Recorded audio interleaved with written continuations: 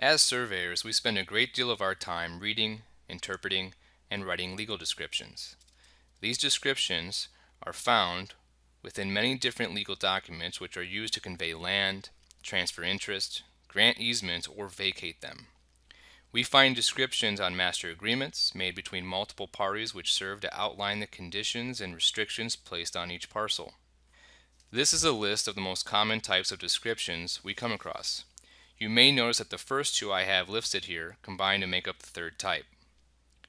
While we generally will not write a meets description or a bounds description on their own in modern surveying, we must have an understanding of them because we will come across these types at some point. The last four types on the list are the most common, and the ones in which we will spend the most time. A meets description is one that uses just courses to describe the subject parcel. When I say courses, I typically mean direction and distances. In modern surveying, these are typically bearings along a line with a given distance in feet, as opposed to something like chains or rods. This example I have shown here is a sequence of calls which simply gives a direction followed by a distance. For direction, I use bearings. For distances, I have feet. Unlike the meets description, the bounds description uses calls to adjoiners and/or monuments. Now, when I say monuments, I don't just mean a stone at a corner or an iron rod or a similar item placed to mark the land, but also natural monuments. These are streams or rivers, watercourses, trees, or other distinct natural objects that may last a long time. In this description, I have written the land bounded by lands of Smith on the north, and bounded by lands of Jones on the west, bounded by Rocky Road on the south, and bounded by Dry Creek on the east. While it is simple to make calls to the adjoining land, it requires the retracing surveyor to not only know where those other lands or properties lie, but where they lied at the time the description was written. You could be retracing these lines hundreds of years later, and this type of description would most likely require extensive research to complete. When we use both calls for courses as well as adjoiners or monuments, we are adding an extra layer of information to better define the location of these lines on the ground. Listed here are the components that can be found in this type of description. For the direction calls, we will find bearings, or angles or directions. This can include a bearing such as north 89 degrees west, or an angle of 270 degrees, or perhaps just the word west. Along with the call for direction is the call for distance. This distance may be in a number of units such as chains, rods, feet, inches, or any number of units which have been used historically in the United States. The last three components here are generally in the same category. After we call for direction and distances or courses, we want to call for something at the end of the line, or the adjoiner or the monument. For example, we may say north 89 degrees west, 990 feet to an iron rod, or thence 270 degrees, 15 chains to a large stone marking the southwest corner of all that land belonging to John Smith. The benefit of this type of description is that even if there is an error in the distance or direction, it was clear that my intent was that this line travels to large stone or John Smith's southwest corner. A meets and bounds description will most often begin with what is called a point of commencement. This is typically a location that is of importance, such as a section corner in the Public Land Survey System, or PLSS. It is usually chosen due to its permanence and locatability. You don't want to pick a point which will be difficult to find in the future, or one which may be likely disturbed or removed. The description then travels to a point on the property which is called the point of beginning. It is at this point that we then run through the calls for the property in sequence, either clockwise or counterclockwise, until we arrive back to the point of beginning. In my example, commencing at the southwest corner of said section 29, thence north along the west line of said section 29, 600 feet for a place of beginning. In some examples, you may have multiple courses before you get to the point of beginning, which lies on property. We then continue from the point of beginning, in this case thence east on an angle of 89 degrees, 58 minutes, a distance of 220 feet, and this would continue until we arrive back at the point of beginning. An Aliquot parts description is one based on the Public Land Survey System, or PLSS. An Aliquot parts description, which is shown on the bottom of the screen, uses particular references to pinpoint the location within the system. In order to be complete, it must have these 5 items listed here at a minimum. When you read these descriptions, start from the end and work your way back to the beginning. What this description is telling us is that the subject land, which we are looking to describe, is 4 ranges west of the 5th principal meridian.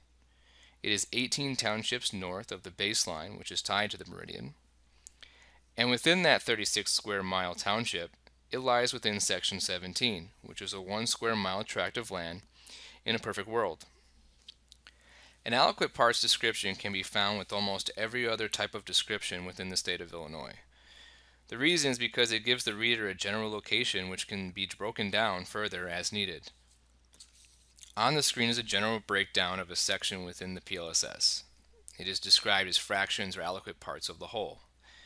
You have the northwest quarter, or perhaps you have the west half of the southwest quarter, east half of the southwest quarter, and so on. Unlike the previous description types, reference descriptions point the reader to a recorded document such as a deed, a plat, or a map. This description is common among modern subdivisions, as the writer only needs to tell the reader to simply look at the reference subdivision plat to find the calls, such as distances and directions and any monuments and adjoiner information which is printed on the face of the plat. As you can see in the example, this type of description is very simple, does not have any ambiguity. However, if the document in which it calls to is not recorded, cannot be found, or cannot be read, the surveyor will have a very difficult time retracing the lines on the ground. This is an example of what type of information you might see on a subdivision plat. This only includes a small portion, the map itself. There's a lot more information that is involved. All of the boundary lines are clearly labeled with courses. There are calls to monuments at the corners of each lot, as well as references to the PLSS. In the northwest corner, you can see a call that says the west line of the southwest quarter of Section 18, Township 18 North, Range 10 East. If you look in the southeast corner, there's a reference to the southeast corner of the southwest quarter of Section 18, Township 18 North, Range 10 East. At each corner of the 3 lots, you can also see little symbols which are indicated in the legend of monuments placed to locate them.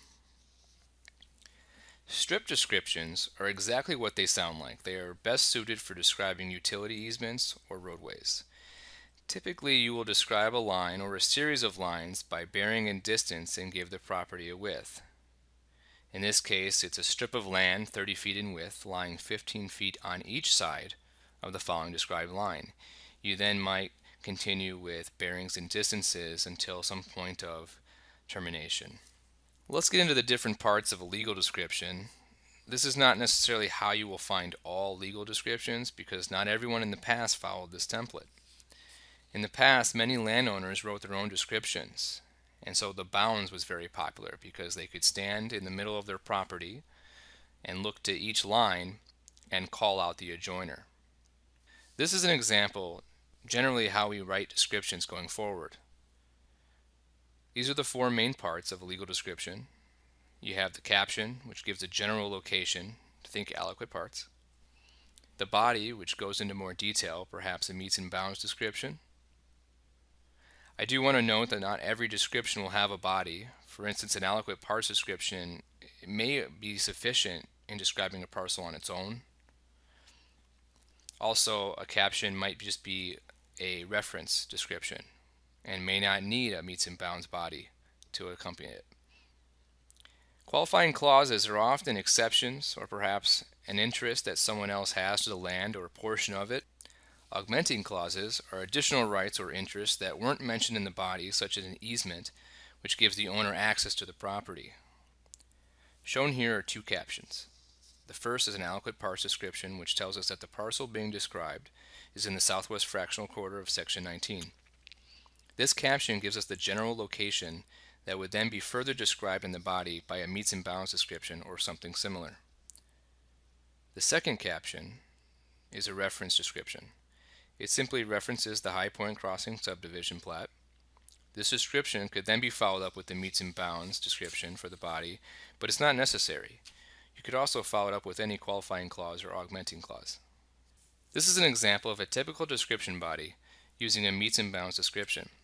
As mentioned earlier, you have a point of commencement, which in this case is the southwest corner of section 18. We have a point of beginning as well before we begin to run the lines of the property. Finally, we end up back at the point of beginning, and just for good measure, and to be unambiguous, we also state that this property lies wholly within Champaign County, Illinois. You might be thinking to yourself, why not just describe the parcel without the 660 feet? Well, that's because we want to maintain what's called the chain of title. When property is changed and we must write new descriptions, we want to maintain as much of the original as possible. This allows us to see the progression of the property as it has not only changed hands over time, but as it was combined or broken up into different pieces. So we simply just add this exception to the end of the description that existed before it. The augmenting clause is where we might add additional rights or interests. In this example shown in red, we have an easement being granted for road purposes over the westerly 25 feet of the 660 feet we previously accepted. This may be necessary for road access to the property if the 660-foot parcel restricted the remaining parcel from accessing a public right-of-way. And finally, we put the pieces together for a complete description. For clarity, we often separate the parts into separate paragraphs.